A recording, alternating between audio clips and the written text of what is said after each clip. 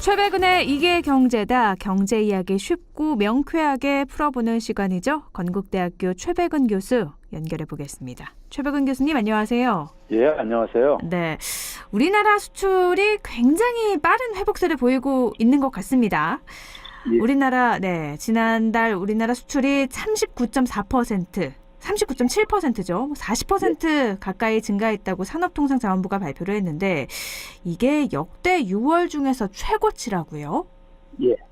이게 지금 그 단순한 그 수치만 가지고 우리가 얘기 이상의 내용이 있는데요. 네. 먼저 보게 되면은 그러니까 그 4월 달부터 그러니까는 지금 4월 달, 5월 달도 40%대 수출이 증가했었어요. 네. 그런데 이제 6월 달에는 이제 반올림해서 40%잖아요. 네. 지금요. 그런데 4월 달, 5월 달은요. 지난해 4월 달, 5월 달이 수출이 큰 폭으로 하락했었습니다. 네. 기억들 하시겠지만 지난해 4월부터 3월 말부터 유럽에서 본격적으로 팬데믹이 막 확산되고 1차 대유행이 할 때였었어요. 네네. 그래서 4월 달에 우리나라 수출이 막 25% 하락할 정도로 막 이렇게 큰 타격이 진행이 될 때였었거든요. 그러다 보니까 4월 달, 5월 달은 지난해 대비해서 기저효과도 좀 있습니다. 지난해 워낙 많이 떨어졌었기 때문에. 네. 그래서 사실 그 이전인 2019년에 비교해보면 4월 달 같은 경우 올해 4월은 5%뿐이 안 증가한 거예요. 아, 2019년에 비교해서는 5%요. 네. 예. 그러니까 지난해 그러니까 워낙 많이 떨어지다 보니까는 이제 이렇게 나타났던 건데요.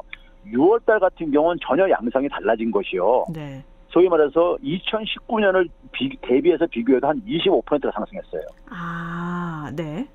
그러니까 완전히 코로나 상황을 벗어났을 뿐만 아니라 지금 새로운 이제 그러니까 기록을 쓰고 있는 건데요. 그러니까 이게 코로나로 인해서 이전 상황이 워낙 좋지 않아서 기저효과다. 그런데 이걸 훨씬 더 뛰어넘은 수치다. 이런 말씀이시네요. 그렇죠. 네. 이걸 국제적으로 비교하더라도 하나 이제 그 하나 차이가 나타나는데요. 우리가 소위 G7 소위 주요 국가들을 보게 되면요. 미국이라든가 독일 뭐 이런 나라들을 보게 되면 11%, 한 15% 증가했는데 네. 우리는 한 19%로 우리가 훨씬 더 증가율이 높아요. 네. 지난 이 상반기 동안 보게 되면요. 네. 그러니까 우리가 이제 어쨌든 간에 지금 굉장히 주도를 하고 있는 거는 명백한 사실이고요. 그 다음에 이제 또 한 가지 뭐냐면 지금 3천억 달러 돌파했다는 얘기가 뉴스에들 나오고 그럴 텐데요. 네. 처음으로요. 상반기 네. 누적으로요. 네. 네, 올해 그러니까 우리가 지금까지 그러니까 수출액이 가장 높았던 해가 2018년이었습니다. 네. 6천억 달러 처음으로 넘었었던 게 2018년이었어요. 1년 총 수출액이요. 네. 근데 이거를 기록을 갈아치울 게 확실시되고 있고요. 올해요. 네. 갈아치우고 이렇게 확실한데 문제는 뭐냐면 이렇게 수출이 폭발하는 이제 그러니까 이유인데요. 네. 이유를 이유를 보게 되면 우리가 커다란 변화가 지금 발생하고 있다는 걸 좀 확인할 수가 있어요. 커다란 변화요? 네. 예.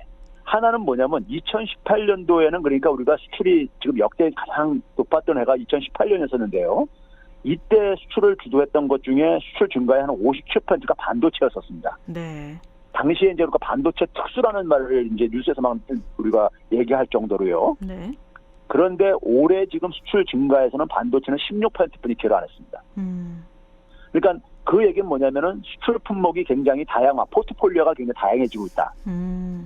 그러니까 여러 품목들이 공동으로 그러니까 끌어올리고 있다는 겁니다. 그러면 단순히 이렇게 수치만 증가한 게 아니라 양적 증가뿐만 아니라 질적으로도 수출이 굉장히 지금 좋아지고 있다. 이렇게 봐도 예. 된다는 거죠. 그렇죠. 그래서 거기에 대한 하나의 예 중에 하나가요. 우리가 수출액이라고 하는 지금 우리가 39.7%가 올랐다는 것은 수출액인 거거든요. 달러 기준으로요. 네. 근데 수출액은 상품 하나의 가격 곱하기 물량인 거잖아요. 네. 그렇죠. 차량을 그러니까 우리가 뭐 한 대당 3만 달러씩 100대를 수출했다 하게 되면은 뭐 300만 달러를 우리가 벌어들이듯이요. 그렇죠? 네네. 그럼 이제 여기 수출액이 증가하는 것은 물량과 가격 측면으로 나눠서 우리가 이해를 할 수 있는데요. 네. 물량은 상반기에 2.3%나 오히려 감소했습니다. 아, 그렇다고 보면은 가격이 올라간 거네요? 그렇죠. 우리나라가 굉장히 그러니까 뭐냐면 고부가 가치 상품 중심으로 수출 구조가 바뀌고 있는 거예요. 그건 어떤 것들이 있을까요? 그러니까 우리가 선진국가들이 네. 선진국가들은 상품들을 보게 되면 우리가 흔히 이제 뭐 그 유럽에서 이제 명품들 같은 경우 보게 되면 가격 올려도 잘 팔리고 그러잖아요. 그렇죠. 그러니까 이제 그런 것들은 가격이 소위 말해서 수출의 경쟁력을 결정하는 요인이 아닌 거잖아요. 그렇죠. 그러니까 그 제품의 그 경쟁력이 질의 경쟁력이 있는 거잖아요. 네. 그러니까 제값을 다 받고서 우리가 지금 파는 상품들이 늘어나고 있다는 겁니다. 단순히 비교를 해보면 중국산과 뭐 유럽산으로 봤을 때 중국산은 가격이 저렴해서 산다고 하면 그렇죠. 유럽산은 그 이미지나 질을 보고 사는 건데 그렇죠. 우리나라가 이렇게 바뀌고 있다는 거죠. 그렇죠. 이게 이제 그러니까 굉장히 중요한 변화죠. 우리나라가 그러니까는 수출 무역 구조에서도 선진국형으로 지금 완전히 바뀌고 있다는 걸 보여주고 있는 거죠. 이런 원인이 항상 말씀하셨듯이 K 방역으로 인한 국가 브랜드 이미지가 개선된 맞습니다. 것이다. 예, 맞습니다. 그래서 우리나라 보게 되면 더군다나 뭐냐면 또 하나 이제 바람직한 게 뭐냐면은 우리나라 15대 품목이 전체 수출에서 80% 차지를 해요. 네. 그런데 이 15대 품목이 그러니까 전통 산업도 있겠고 신산업도 있을 거고 그렇게 아니겠습니까요? 네. 근데 이게 양쪽 다 같이 지금 증가를 하고 있어요. 15대 품목이 골고루 다 증가하고 있다고요? 예. 그러니까 신산업 같은 경우 바이오에스라든가 2차 전지 무슨 로봇 이런 것들이 포함되어 있는데 이런 네. 것들도 같이 그러니까 큰 폭으로 증가를 하고 있거든요. 네. 그런 점에서 그러니까는 전통 산업 중심으로 간다면은 우리가 미래가 이제 좀 불확실한 거잖아요. 네. 그렇죠? 근데 미래 산업도 지금 그러니까는 계속해서 속속 진입해 들어오고 있다 하는 것이고요. 또 한 가지는 뭐냐면 수출 시장이 우리나라는 대개 보게 되면은 주요국, 중국, 미국, 유럽연합 이런 쪽을 중심으로 했는데 아세안이라든가 인도, 중남미가 부상을 하고 있어요. 네. 우리나라의 하나의 굉장히 중요한 과제 중에 하나가 저희 특정 국가에 대한 의존도를 줄이는 건데 네. 특정 상품에 대한 의존도와 특정 국가 시장에 대한 의존도를 줄이는 건데 그게 지금 나타나고 있는 거죠. 그러면 그만큼 위험 요인이 줄어들고 있다고 봐도 그렇죠. 되겠네요. 바로 그거죠. 우리가 그러니까 만약에 중국에다가 그러니까 목을 내게 되면 중국에 우리가 이 보복으로부터 언제든지 그러니까 우리가 위험에 노출되듯이요. 네. 그리고 반도체만 가게 되면 반도체가 그러니까 경기가 안 좋을 때 우리가 또 타격을 보듯이요. 네. 그런데 이거를 다변화시키게 된다는 것은 시장을 다변화하고 품목을 다변화시킨다는 것은 그만큼 우리 경제 구조를 우리 경제 생태계가 굉장히 건강해지고 있다는 걸 보여주는 거죠. 단순히 그러면 이 부분이 국가 브랜드 이미지가 좀 개선된 것에 이 때문인가요? 아니면 다른 것들이 또 있나요? 저는 가장 큰 게 그러니까 우리가 지금 많은 경제 전문가들이 올해 이렇게 큰 폭으로 수출이 기록되는 거를 예상을 못했었어요. 한국은행조차도요. 이 정도일 줄은 몰랐다. 이런 반응이에요. 그렇죠. 네. 그러다 보니까 다 이게 지금 경제 성장률 전망치 다 바꾸고 있잖아요. 네. 몇 달 만에요. 네. 그 이유가 뭐냐면은 팬데믹 전과 후에 네. 한국 경제 구조와 산업 구조가 근본적으로 달라진 것에 대해서 예측을 못했기 때문인 거예요. 근데 그게 왜 예측을 못했냐면요. 네. 솔직히 말해서 2019년이나 2021년이나 뭐가 그렇게 우리가 크게 변했겠습니까요? 그러니까요. 네.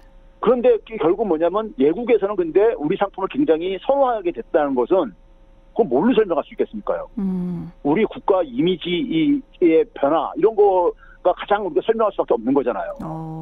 우리 상품이 그새 한 1년 사이에 뭐가 이렇게 많이 변했겠냐고요. 네, 새로운 기술이 획기적인 게 모든 분야에서 다 생긴 것도 아니고. 그렇죠. 그런 것도 네. 한 5년, 10년 지나서 이렇게 생긴다면 이해가 가겠지만은 네. 그렇잖아요. 네. 그런 점에서 2019년만 하더라도 수출이 굉장히 위기에 있었습니다. 네. 18년보다 줄어들 정도로요. 네. 근데 팬데믹을 거치면서 이게 그러니까 이런 변화가 생겼다는 얘기는 팬데믹 전과 후에 그러니까 뭔가 변화가 생겼다는 걸 의미하는 거 아니겠어요. 네. 그렇죠. 그 점에서 제가 얘기하는 게 바로 K-방역이고 K-방역은 결국은 뭐냐면 대한민국 시민들이 만들어낸 거거든요. 시민들의 자발적인 참여를 가지고 사실은 개방성을 유지하면서 소위 경제적인 충격도 최소화시키고 소위 말해서 방역적으로 통제를 한 이런 거다 보니까는 그 속에서 소위 말해서 이건 대한민국 국민들이 만들어낸 겁니다. 경제 정책 이런 부서들이 만들어낸 게 아니라 네. 대한민국 국민이 만들어냈고 그런 점에서 저는 대한민국 국민들이 자기 자신에 대해서 자부심을 가져도 저는 충분하다고 보고 그래서 제가 이 전국민 재난도 이 부분에 대한 국민들의 공로를 저는 배려해 준다는 차원에서 제가 이 전국민도 얘기를 하는 거예요. 지난번도 얘기했지만요. 네네. 그러니까 어떻게 보면 주식 같은 것도 그렇잖아요. 기업이 저평가돼 있으면 어떤 위기가 있을 때 그게 진가를 발휘해서 나중에 인정을 받잖아요. 그것처럼 코로나19로 한번 위기를 겪었지만 우리나라 사람들이 이만큼 방역에도 철저하고 이런 것들이 세계에 좀 알려져서 그게 전반적으로 수출에도 좋은 영향을 미친 거네요. 그렇죠. 근데 이렇게 수출이 계속해서 미래를 좋게 보셨지만 올해 계속해서 이렇게 좋은 성과가 나타나고 또 올 한해 역대 최고를 찍지 않을까 이런 전망이 있는가 하면 지금 이게 잠깐 올라간 거고 조금 떨어질 수도 있다 이런 전망도 있더라고요. 물론 지금 이제 수출이 증가하는 데는 세계 경기의 빠른 회복의 이제 우리가 결과이기도 합니다. 네. 당연히요. 네. 우리가 수출한다는 것은 상대 국가에서 그만큼 소비가 증가한다는 걸 의미를 하는 거기 때문에요. 네, 네. 그러니까 세계 경기가 그러니까 후퇴를 하게 되면 당연히 영향을 받죠. 근데 그때는 그러니까 그 영향은 우리만 받는 게 아니라 다른 나라도 다 같이 받을 수밖에 없는 거고요. 그러면 그 상황 속에서 영향을 상대적으로 우리가 많이 받겠습니까? 적게 받겠습니까요? 우리 상품에 대한 매력이 증가하게 되면 상대적으로 적게 받을 수밖에 없는 거죠.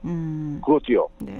이런 브랜드 이미지가 우리나라 국가 브랜드 이미지가 올라가면 뭐 엄청난 큰 사건이 있지 않는 한 확 떨어질 가능성은 없는 거죠.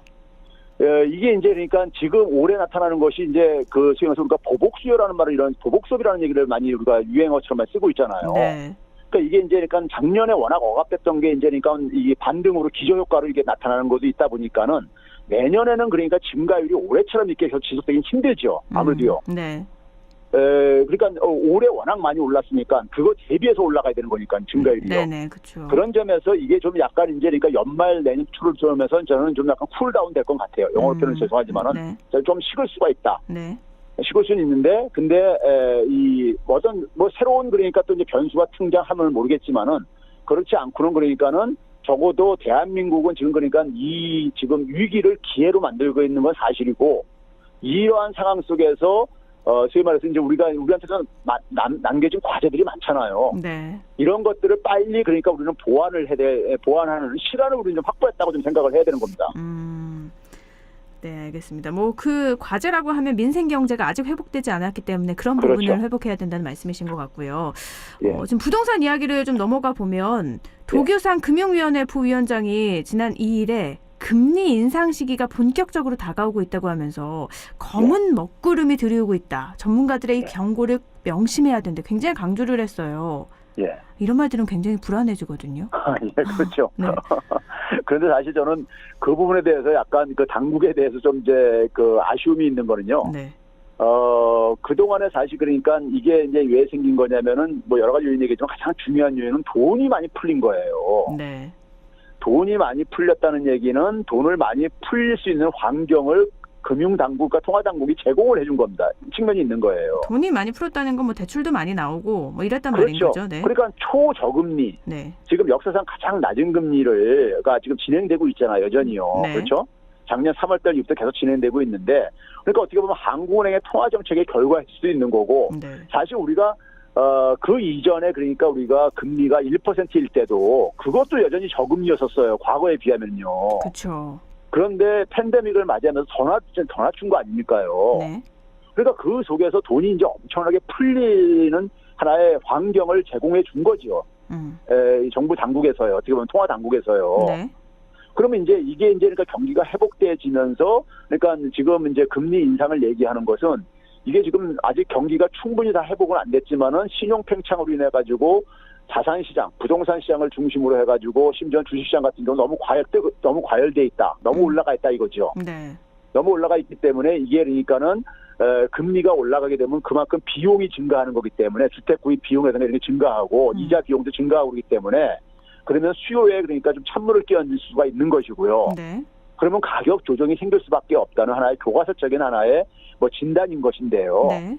근데 저는 이제 좀 냉정하게 이렇게 좀 얘기를 하고 싶어요. 냉정하게 얘기하고 싶은 건 뭐냐면은 지금 우리가 소위 말해서 이 주택 시장에 적용되는 금리라는 것은 사실 그러니까 우리가 단기 금리 같은 경우도 있지만은 장기 금리도 그러니까는 우리가 소위 말해서 고정금리 같은 경우는 장기 금리도 많이 영향을 미쳐요. 네. 그러면 장기 금리를 보게 되면은 지난해부터 올 초까지 계속 이렇게 상승하던 것이 미국에 그러니까는 대개 우리가 장기 금리는 국제 채권 시장에서 결정됩니다. 네. 채권 시장에서 결정되는데 그 미국 국제 채권 시장의 바로미터가 뭐냐면은 미국의 국채물 만기 10년짜리 채권 수익률이에요. 네. 근데 이게 지난 그러니까 한 2, 3월부터 이게 떨어지고 있어요. 네. 떨어지고 있다는 얘기는 뭐냐면 장기적으로 그러니까는 금리가 올라갈 가능성을 굉장히 어둡게 보고 있는 겁니다. 경기가 그러니까는 계속해서 이렇게 호조가 지속되기 어렵고 그리고 경기가 이렇게 빠르게 회복되기 쉽지 않을 거다 이렇게 보는 것이고 그래서 연준에서도 금리 인상에 대해서 굉장히 신중한 지금 이렇게 스탠스를 취하는 이유가 바로 거기에 있고요. 네. 그럼에도 불구하고 우리나라가 이제 단기 금리는 우리나라가 미국과 달리 그러니까는 지금 이렇게 상승세를 보여주고 있어요. 네. 왜냐하면 금리 인상에 대한 신호를 보냈기 때문에 그게 반영이 되는 거죠. 네. 단기 금리는 이제 정책 금리가 영향을 미칩니다. 그러면은 제가 볼 때는 그러니까 이제 근데 그럼에도 불구하고 금리를 인상을 한국은행이 얼마나 할 거냐 볼 때는요. 되게 올리거나 내릴 때 보게 되면 0.25%씩 조정하잖아요. 네. 근데 그거를 2번 올리더라도요. 지금 0.5에서 1%가 되는 겁니다. 네. 예? 그러면 두 차례나 올리는 것이 적어도 향후 1년 동안에 저는 많아야 한 2차례 정도일 거라고 저는 보는데요. 네. 그러면 2차례 올려서 0.5%면 1억 원을 대출한 사람이 네. 금리 부담을 얼마겠습니까? 0.5%는요? 네. 네? 500만 50만 원. 아, 50만 원. 네. 1년에 50만 원인 겁니다. 네. 그렇죠? 50만 원이라면 한 달에 그러니까 우리가 소위 보게 되면 4만 원 꼴인 겁니다. 1억 원에 대해서요. 네. 그렇죠? 이자 비용이요. 네. 그러면 그게 어느 정도 충격을 미치겠는가 생각을 해보면요. 집값에서 그러니까 물론 이제 그거를 이제 그러니까는 사람마다 틀리겠지만 계층마다 다르겠지만은 그 정도 올려가지고 그렇게 큰 부담을 주겠는가? 예? 이걸 좀 생각을 해보셔야 되는 거예요. 일반적으로 이제 네. 그런 측면이 냉정하게 생각할 때 그런 측면이 하나 있고요. 네. 그랬을 때 보게 되면은 저는 금리 인상을 가지고 금리가 그러니까는 그게 빠르게 인상을 시키기 어렵기 때문에 우리만 올릴 수 없는 거거든요. 미국의 연합도 올려야지 같이 올리고 우리만 혼자서 계속 올릴 수 없어요. 그러면 달러가 계속 우리나라 들어와가지고 환율에 영향을 미치기 때문에요. 네. 그렇기 때문에 올리는 속도는 미국이 연준이 그러니까 지금까지로 볼 때는 23년 이전까지 안 올리겠다는 지금 아직까지 공식적인 입장은 그렇게 돼 있기 때문에 네. 돼 있기 때문에 금리 인상 속도가 시장에서 우리가 흔히 얘기하는 것처럼 빠르지기는 당분간 어렵다. 그러면 그 속에서 제가 이제 보는 또 하나 변수는 뭐냐면은 어떤 세계 국제 시장의 어떤 금융적인 충격이요. 네. 그러니까 뭐 예를 들면 이제 그러니까 우리가 무슨 델타 변이 바이러스가 요즘 유행하는데 뭐 새로운 바이러스가 해가지고 충격적이었던 간에 이런 방역이 어떤 하나의 이런 충격이 나타난다든가 네. 아니면은 그러니까 어떤 개도국에서 그러니까 우리가 금융위기가 발생을 해가지고 그래서 안전자산으로 그러니까 막 이렇게 집중한 달러 자산으로 네. 해가지고 환율에 영향을 미치고 그 환율에 영향을 미치는 것이 외국 투자자들, 해외 투자자들이 그러니까 자금이 그러니까 빠져나가는 이런 어떤 하나의 요인이 추가로 발생하기 전에는요. 네. 이런 것들이 같이 그러니까 금리 인상하고 같이 발생했을 때는 하나의 충격으로 좀 나타날 수가 있습니다. 그런데 그런 것들이 그러니까 동시에 나타나지 않는 이상에는 네. 단기적으로는 그렇게 제가 볼 때는 우리나라 지금 뭐냐면 그 가계부채도 굉장히 높고 부동산 가격도 굉장히 많이 올랐고요. 그건 사실입니다. 팩트입니다. 그렇죠. 근데 이건 뭐 우리나라만이 아니라 우리나라는 가계부채가 심각한 거는 사실이지만은 부동산 가격이 오른 건 전 세계적인 현상이고요. 네. 그랬을 때 이거를 그러니까 여기에 찬물을 끼얹을 정도로 빠르게 금리 인상을 할 수 있는 그런 용기를 가진 나라는 저는 별로 없다고 보고요. 네. 네? 이 충격을 우리가 감당하기가 지금 준비가 안 돼 있기 때문에요. 네. 그랬을 때 단기적으로 적어도 올해 안에 그러니까 커다란 그러니까 부동산 시장에 저는 충격이 나타나기는 그렇게 쉽지 않다고 보고요. 근데 이제 그럼에도 불구하고 너무 올랐기 때문에 사람들의 이제 심리가 꺾일 때 결국은 이제 그러니까 수요에 대한 심리가 꺾이게 되면은 그러니까 이게 그러니까는 부동산 시장에 부정적인 충격을 미칠 수 있습니다. 마냥 계속 올라갈 수는 없는 거기 때문에요. 네. 그랬을 때 이제 그것이 근데 우리가 지금 봤을 때 단기적으로 그러한 것이 지금 그러니까는 뭐 확인될 만한 그런 이제 근거를 얘기하지 않고 무조건 되고 저는 부정적으로 얘기하는 것은 그냥 또 다른 하나의 이제 이것은 뭐 루머가 될 수밖에 없는 것이고요. 그래서 저는 냉정하게 좀 생각해 볼 때 적어도 그러니까 몇 개월 내에 그러니까 부동산 시장이 붕괴할 정도의 이러한 상황이 일어날 수 있는 지금 조건은 아니다. 이렇게 보고 있는 겁니다. 지금 말씀을 굉장히 잘해주셨는데 왜 검은 먹구름 들이우고 있다 이 말이 무섭냐면 부동산 가격이 말씀하신 것처럼 많이 올랐잖아요. 그게 그렇죠. 사실인데 금리가 인상하면 수요도 뭐 줄어들 거고 그러면 그돈 부동산 가격이 갑자기 급락할 수 있다. 그러면 뭐 2011년 하우스 푸어 깡통 전세 이런 이슈가 다시 등장을 해서 경제 전반에 엄청난 영향을 미칠 게 아닐까 이런 걱정 때문인 건데 당분간에 뭐 단기 금리가 인상이 된다고 하더라도 올해 안에 뭐 한두 차례 인상이 되더라도 그 정도까지의 영향은 미치지 않을 것이다 이런 말씀이신 거네요. 저는 오히려 그러한 경고가 나오는 배경 중에 하나가요. 네. 지금 최근에 지금 여당에서 지금 이제 일종의 그러니까 종부세 조정이 있었잖아요. 그렇죠. 그러니까 이게 소위 말해서 이제 부자 감세 이렇게 이제 일부에서 표현도 하고 그러잖아요. 네.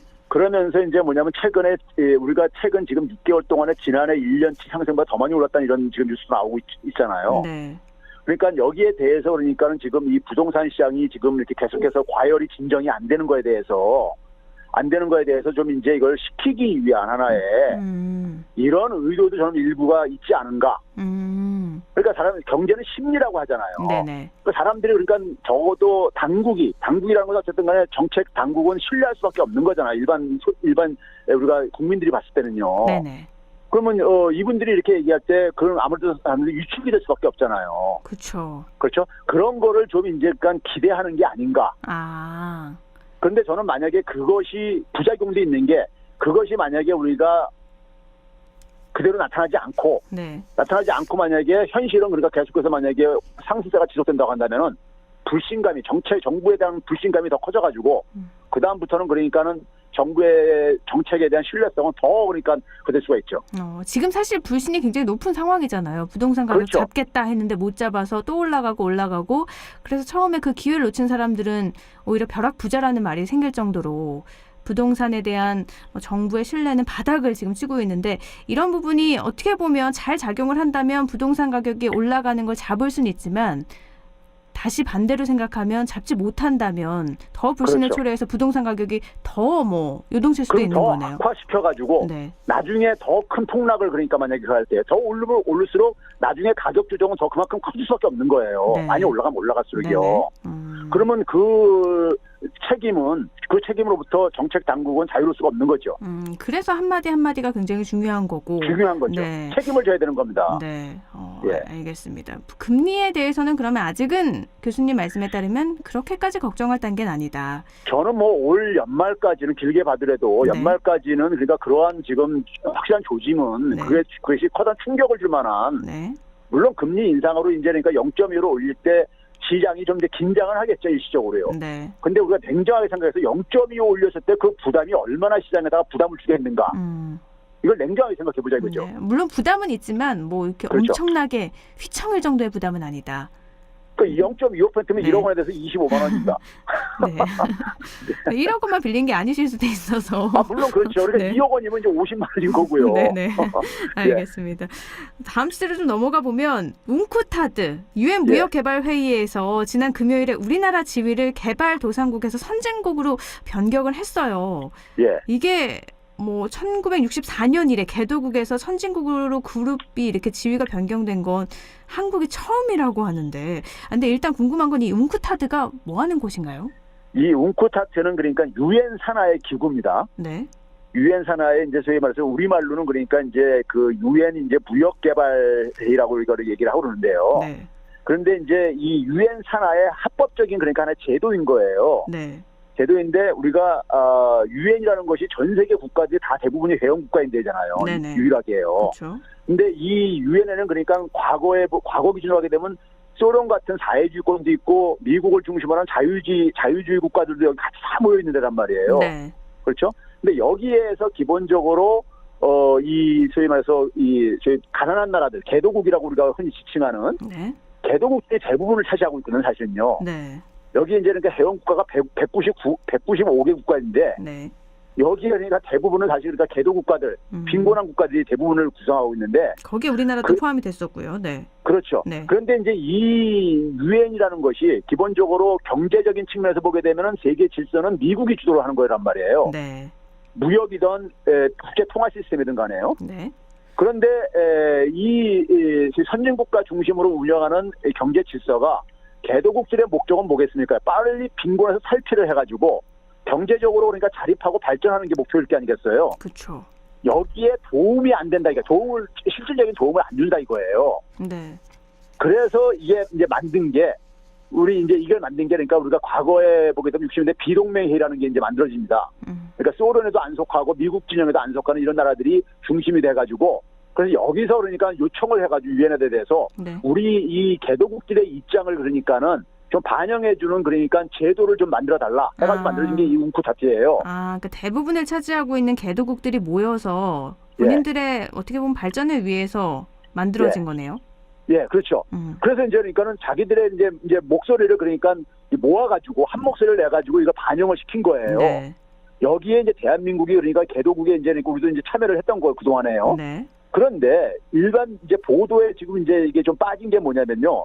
7월 2일 날 이제 그러니까는 여기 68자 무역개발 이사의 마지막 날에 이제 그러니까 우리를 이제 선진국 지위 변경으로 하는 걸 승인을 해줬는데. 네, 만장일치로 변경이 가결됐다. 예, 네. 그렇죠. 해줬는데 네. 문제는 뭐냐면은 이거를 우리나라가 6월 22일 날 요청을 한 거예요.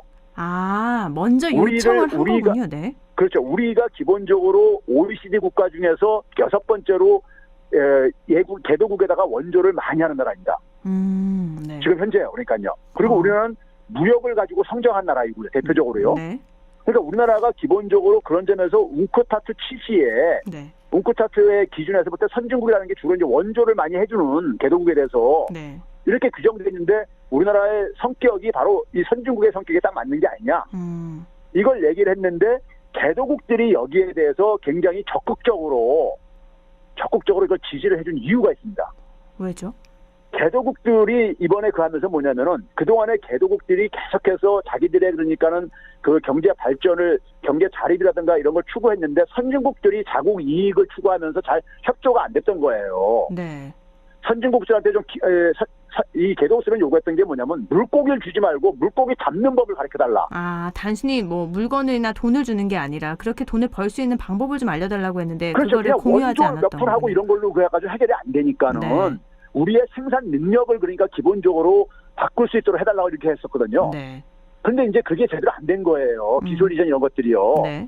그런데 이번에 이제 그러니까 우리가 소위 말해서 한미 정상회담이라든가 G7 초청받아서 그랬던 게 뭐냐면 지금 한국이 지금 선진 국가들로부터도 그러니까 필요한 국가로 이렇게 우리가 부상을 했듯이요. 네. 부상을 했는데 팬데믹을 계기로 해가지고 국제사회의 서로가 협력과 그러니까 연대가 굉장히 중요시되고 있는데 이 유엔에서는 그러니까 선진국과 개도국이 여전히 그러니까 수직적인 관계인 거예요. 네. 선진국이 잘 협조를 안 해준 거죠. 개도국의 그런 저거를 요청을요. 네. 근데 한국이 팬데믹 상황 속에서 그런 국제적인 협력을 굉장히 강조하고 연대를 강조하면서 지금 방역 같은 경우에 대표적인 예지요. 백신을 그러니까 전 세계 같이 공동으로 그러니까 이것을 다 지원을 하고 다 이렇게 하자는 이런 것들을 제안하고 있었으니까요. 네. 그럼 그런 상황 속에서 한국에 대한 이미지가 한국이 니네가 선진국으로 들어가가지고 그러면은 그런 선진국들의 이 소위 말 조정자 역할을 네. 해줄 수 있지 않겠는가? 아. 이거를 기대하는 거예요. 그러니까 개도국에서 선진국으로 바뀌는 게 한국이니까 그 다리 역할을 좀 해달라 이렇게. 그렇죠. 한국이 네. 그 역할에 딱 저기 적합한 국가이고 네. 실질적인 자격도 갖추고 있고 그런 점에서 이번에 그한 것은 개도국들이 적극적으로 이거를 그러니까 사실은 원했던 거예요. 그럼 국제사회에서 우리나라의 역할이나 위상 뭐 이런 것들도 확 달라지겠네요. 지금 이게 근본적으로 변화하고 있는 거라니까요. 그리고 네. 한미 정상회담에서 한미 관계가 파트너십 관계로 이렇게 변한 것도 네. 미국이 우리한테 필요로 하는 게 있기 때문에 그렇게 된 거거든요. 국가 간의 관계가요. 네. G7에서도 마찬가지고요. 네. 그러면 그 상황 속에서 21세기에 지금 팬데믹을 경험하면서 국가들 간의 협력과 연대가 굉장히 지금 강조가 되고 있는데 그걸 계속 우리가 예쳐졌던 것이 지난해 K방역하면서 문재인 대통령이 모두의 자유라는 이런 것을 제시한 것도 네. 방역이라는 것은 모두가 자유롭게 지내는 누구도 그러니까 자유를 확보할 수 없는 게 우리가 방역이잖아요. 네. 근데 그 목소리를 계속 낸 결과로 그리고 실질적으로 국제사회만 지원도 했고요. 네. 그러다 보니까 이 속에서 이 팬데믹 상황에서 모든 나라들이 자국의 입장만 지금 그러니까 발등에 떨어진 불로 이렇게 가고 있는데 네. 한국만 그러니까는 협력이 필요하다 연대를 하고 막 이렇게 가니까는 거기에 대해서 그러니까는 개도국들에서 그러니까는 많은 기대를 하고 있는 거예요. 참 그 역할. 살면서 엄청난 변화가 좀 생기고 있는 네, 겁니다. 우리나라의 변화를 몸소 느끼고 있는 지금 우리 살아나오는 시대에 모든 사람들이 느끼고 있는 거잖아요. 참. 이게 앞에서 얘기한 수치라고도 이게 다 맞물려 있는 거예요. 그러네요. 네, 모든 게요. 이게 교수님하고 말하고 나면요. 네. 한국인이라는 게 굉장히 자랑스러운 일이구나. 그렇죠. 제가 그래서 그냥 대한민국 시민들 네. 자부심을 가져도 된다고 제가 얘기하는 게 바로 그겁니다. 네. 알겠습니다. 오늘 기분 좋게 마무리할 수 있겠네요. 다음 주에 또 이야기 나누도록 하고요. 오늘은 여기서 정리하도록 하죠. 말씀 고맙습니다. 네, 감사합니다. 네. 최백은의 이게 경제다. 건국대학교 경제학과 최백은 교수였습니다.